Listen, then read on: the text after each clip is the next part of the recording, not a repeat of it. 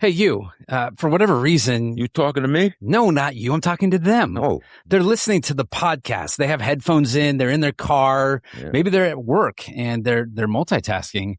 They are listening to this right now because of the few. Yeah. Sounds a little bit like a commercial. It could be a commercial, but actually the very fact that they're going to listen to this podcast with no commercials is because of the few. Who are the few? That's good because I don't like commercials. No, you don't. You whine and complain. At my age, I don't want any commercials. But the few who are out there, they are those who support the Jewish road, enable us to get the story of Israel out to a world who is listening and wanting to understand.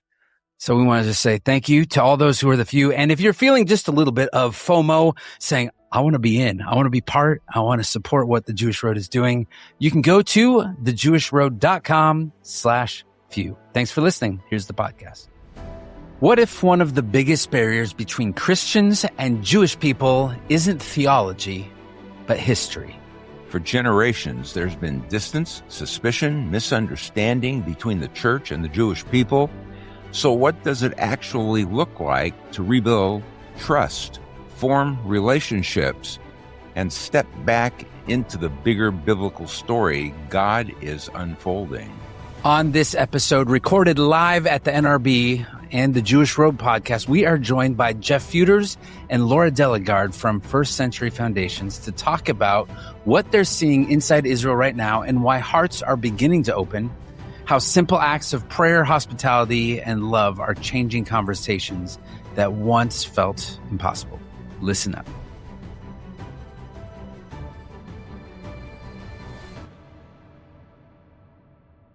Hey, my name's Matt Davis, and I'm here with you. Hey, I'm Ron Davis, and I'm here with him. There we go. And together we're here with them.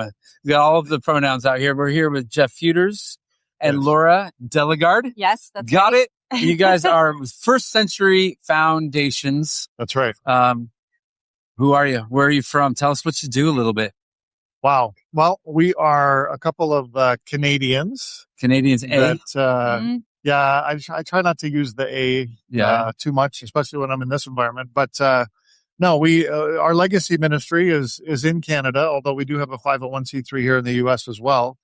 But it's been built over 40 years by the founder who preceded me, based on prayer for Israel and a desire to really bless Israel, and particularly believers in Israel, people who believe in Yeshua as the Messiah.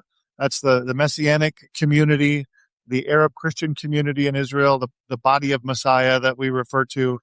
And when our founder, Clyde Williamson, went to do all of this, it's morphed over time. And when I took over 10 years ago, after about 30 years of the ministry being in existence, we were a fairly well-developed organization that was sending funds regularly to help with projects in congregations, humanitarian aid organizations, rehab ministries all over Israel.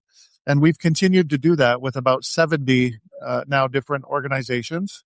And then we also have a media ministry here in North America where, we try to do some teaching, but also help people experience Israel from their living room who can't really maybe get there or, went once but can't get back.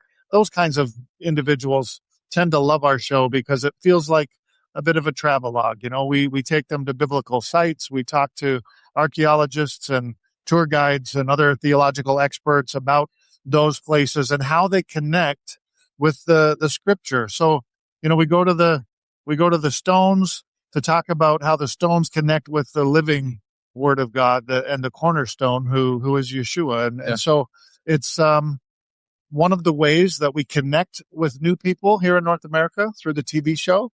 And on the show, we also highlight a lot of the ministry work that we do.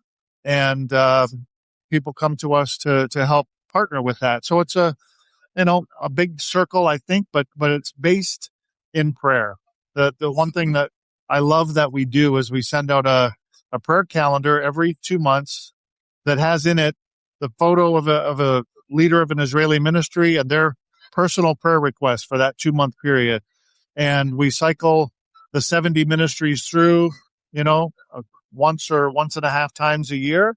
We do it every 2 months and ask people to pray for 2 months in a row for those same things. And that's a real great way for people to engage. And I think, not just engage, but fulfill the mandate of Psalm 122 that says we're to pray for the peace of Jerusalem. If there's a tangible way that we can do that, I think we need to do it intentionally every day. We need to also do it intelligently. We're not just praying for general things.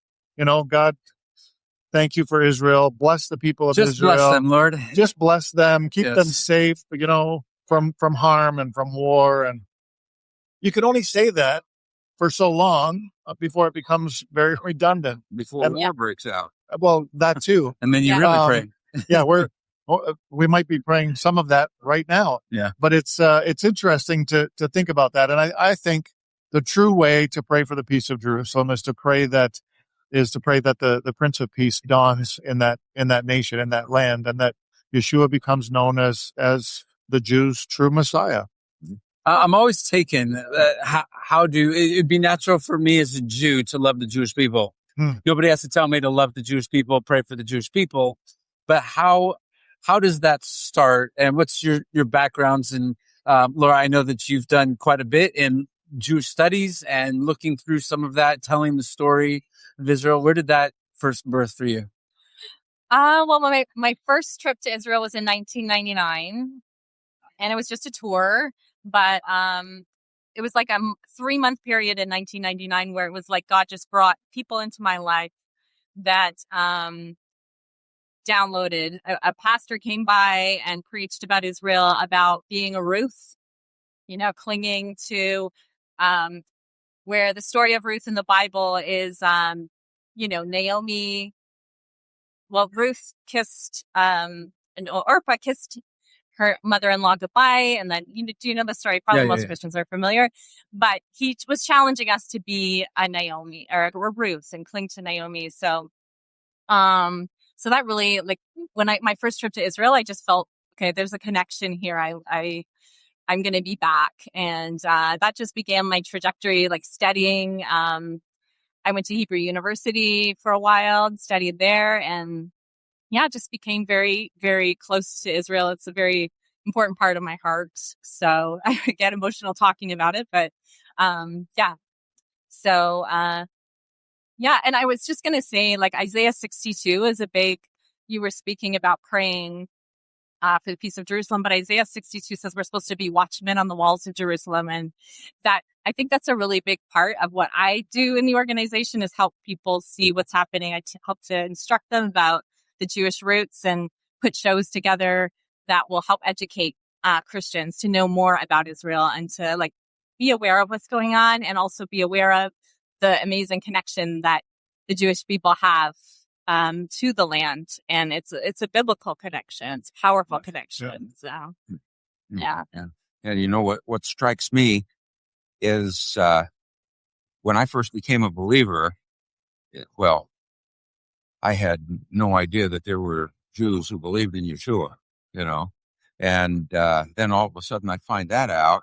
Mm-hmm. And, I have to grapple with this, but I didn't find a whole lot of the church that was embracing the Jewish people.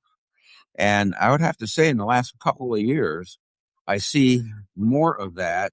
And what you guys are doing is you're coming in and you're embracing the people in a way that I think has not been done. You've been doing it for a while, but I think it has not been done for many centuries. It's interesting, Ron. You talked about not knowing that there were other Jews who believed in Yeshua as Messiah.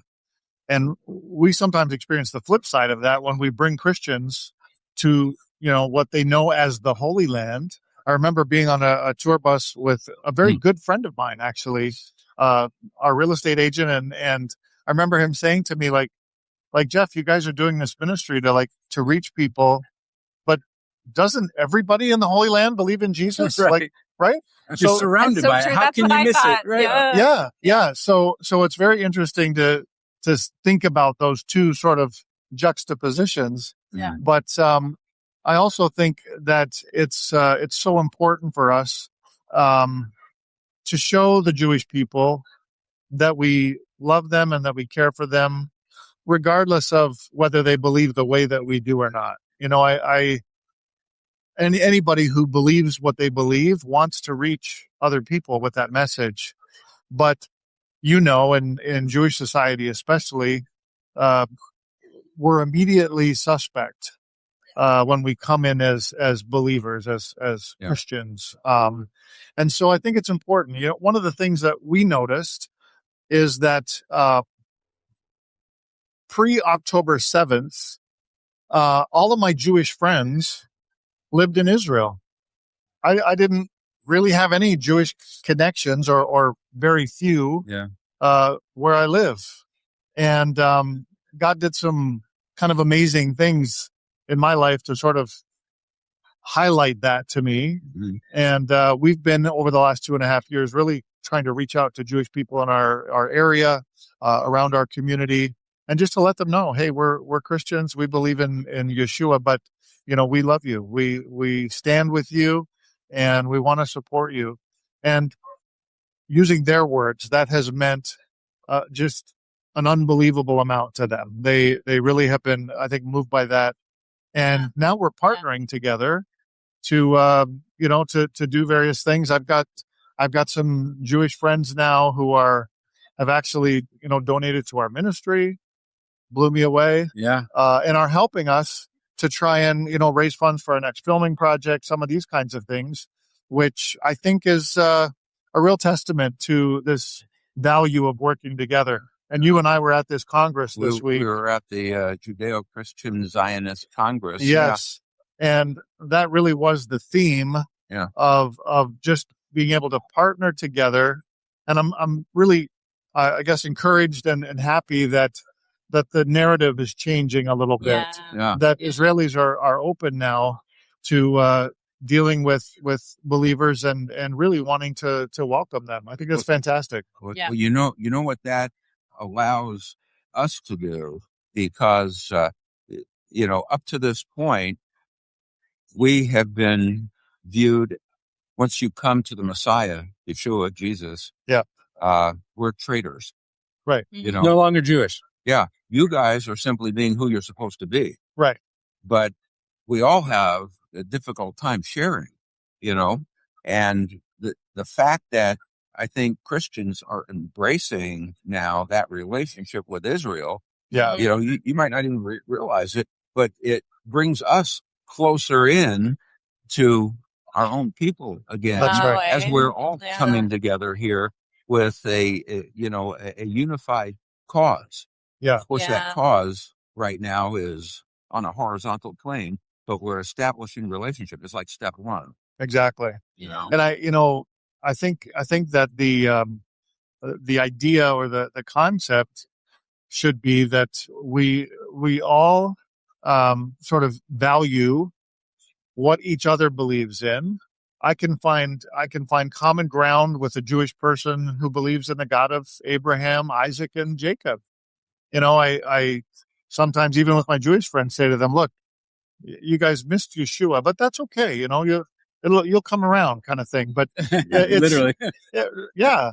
So we believe in this prophetic word, right? That we've seen God call the Jewish people back to their homeland, but we also believe that there will be a national turning, that there will be something that happens. I still haven't figured out how. Future event. Yeah, a future event where many Jews do turn to Yeshua as Messiah and recognize him that way. But in the meantime, we're just to love everybody, and I think that's critical. Yeah. If I could quote my dad, he, in terms of building that relationship between Christians and between the Jewish people, would say, looking over the last 2,000 years, we've had a troubled past, but we have a glorious future. That's awesome. And I love that. There is an etymology. There is a pathway. Give me a sense of some of the obstacles, because I was a pastor at a church Right. in California for many years. And being a Jewish pastor in a Christian church, people come up to me and the conversation always started with, I have this Jewish friend. And a lot of times that Jewish friend was like a coworker. It was somebody that they knew. But Christians intentionally befriending the Jewish people, and their radar is up because the Jewish mindset is you're trying to convert me. You're just going to proselytize, which is you can't do that in Israel. So what are the obstacles and how do you help to overcome that? If there are people who are listening, they're thinking like, I want a Jewish friend. I just don't know what to do. I don't know how to befriend the Jewish people at a time like this. What does that look like for you guys personally and as a ministry? I think you're talking about developing relationship with Jewish people who don't believe in Yeshua, right? Yes. Okay, I just want to make sure I'm clear. No, that's good. For me, I think that for many years, also as a pastor and someone who was totally consumed with, the work that we did in our church and the task of the Great Commission and reaching people for Jesus, all of those things. I think that out of that comes this predisposition to sort of be gospel forward all the time. And I think if people are listening and they want to know, how can I befriend a Jewish person, and do it in a way that's not threatening, I think you need to figure out how to pull that back and just be real, be who you are, show them love, and have a conversation like we're having a conversation right now. You don't have to give the entire Romans road, approach to the gospel. We don't. We give the Jewish road. The Jewish road. I know you do. Well, I'm talking about the book of Romans, not But anyway, that's a good catch, though. I like that branding. Perfect. Yeah. We always try to sneak it in there. Yeah, but you don't have to give the whole spiel in your first 5 visits. That's even. Right. I think that if people sense that you are authentic and that you're real and that they recognize something in you that they don't have or feel, then there's a much more open door to have a conversation. We got to overcome centuries of anti-Semitism at the hands of the church. This difficult past that you talk about. Yeah. It's complicated. And so, I don't know what your experience was growing up. I've heard lots of Jewish people tell me, though, that I got chased home from school plenty of times. And that it was very simple. Aww. That parents told their kids, oh yeah, they're Christians. They hate us because they think we killed Jesus. That's sort of where it all starts, right? Yeah. So there's a lot to overcome, but I believe that if we're real and we're truly reflecting the love of Yeshua, then the rest will come. Yeah. The rest will come. And, you guys, I know I've experienced this. We experience it all over Israel. We have people ask us, like, why are you here? Why are you doing what you're doing? And I'll say to them, look, we love the God of Abraham, Isaac, and Jacob, just like you do. And we believe that his son Yeshua is the Messiah and that he loves everybody. Mm-hmm. And so we just want to show you love. Mm-hmm. And they are blown away by that. They don't know what to do with that many times. I think that's very key. I think I have a lot of Jewish friends, and even rabbis that are Orthodox, and they've become my best friends. They'll come over to my house and you know what?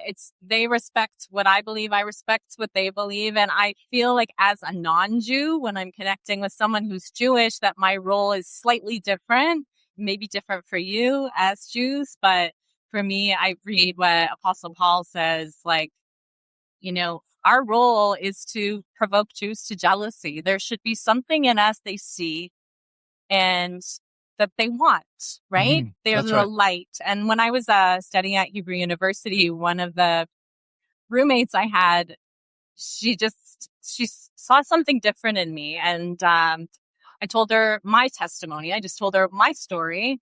And she said to me, you're the first person that's ever talked to me that's made me believe in God.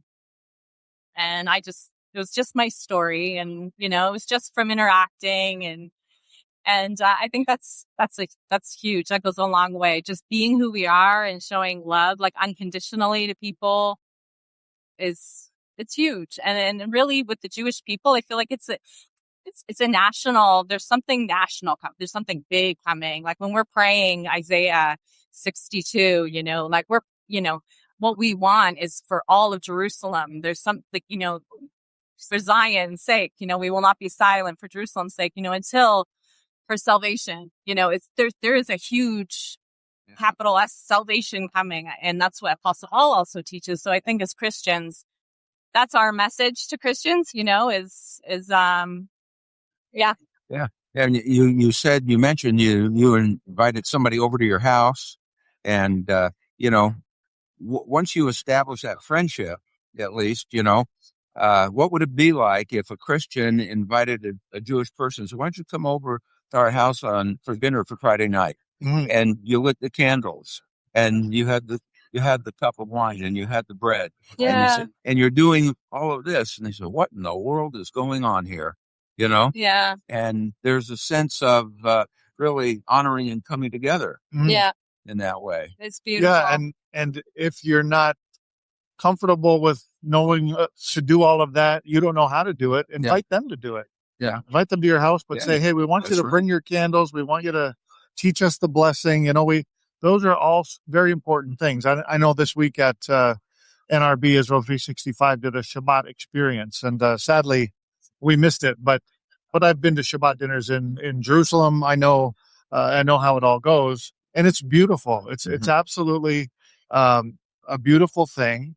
Mhm. And the interesting thing is this: when we have this authenticity that Laura's been talking about, that I've been talking about, they being Jewish people, they do recognize something. Yeah. They don't always know how to categorize it. They don't know why it makes them feel the way it makes them feel, but they know that something's, I was going to say off, but something's on in a way that they don't understand. Or authentic, it's authentic. They identify, there's something. Like I remember being in Montreal and I went aside to pray and I was rocking and I didn't notice that I did that. But this Orthodox Jew said to me, are you praying? And I said, I am. And it just threw me off. But he's like, you're moving with the flame.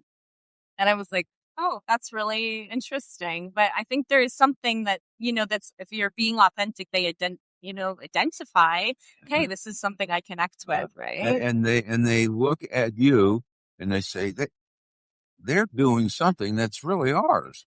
Right. Yeah. Well, and I think that's right. I think the phrase is telling too. You're moving with the flame. We know what that's symbolic of. That's the Ruach HaKodesh. That's the Holy Spirit. And and yes, we are moving with the flame.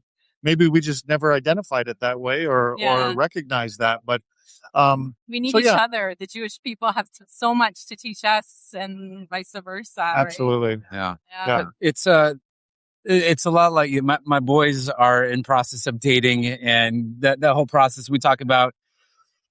How do you talk to somebody like this in these conversations? It's a little bit like dating. You want to be more interested than interesting, right? And you release yourself from having to do it perfectly and doing it right. The fact that you're showing up, you can go to the store and buy a couple of challah and bring it over on Shabbat, right? You can just say, hey, I see what's going on in Israel. How are you doing? Right. And just showing up and saying, I don't have to know the prayers. I don't have to do all this, but I know how to love people well. Yeah. And it's not just Christians being nice to Jewish people. Just think about anybody in your life who's being nice to you with uncommon kindness. You stop and you pay attention, like, why is this person being so nice to me? And it brings you to them and you feel that love. And so I love what you guys are doing with all of that. It's great. Oh, I love that too. How do people connect with what you're doing and follow your story? Yeah, well, I'll let Laura talk about the media stuff, but the ministry, First Century Foundations with an S.com. And you can find out most of what you need to know there on our website. But we also have a YouTube channel. Yeah, I think you had wanted to talk a bit about Miraculous Victories of Israel, which was so that was one of the first project that Jeff hired me for was to put together a documentary so we took the whole Bible, basically, the most miraculous victories that that are in there, some of them. And each episode represents one. But we went into the modern history of Israel because there's some amazing miraculous victories. So that's a DVD series we produced. And yeah. So the YouTube channel, is it by the same name? First Century Foundations. Yeah. If you search First Century Foundations on YouTube, it'll come up. Our channel will come up. And we'll link all that in the show notes. Lots of content on there. Not only the television shows, which we do, a number of I think all of the seasons are there now. Yeah. But then, of course, very soon, Laura's finding this out for the first time, but very soon, Miraculous Victories is going to be up there for anyone to go and to consume as well.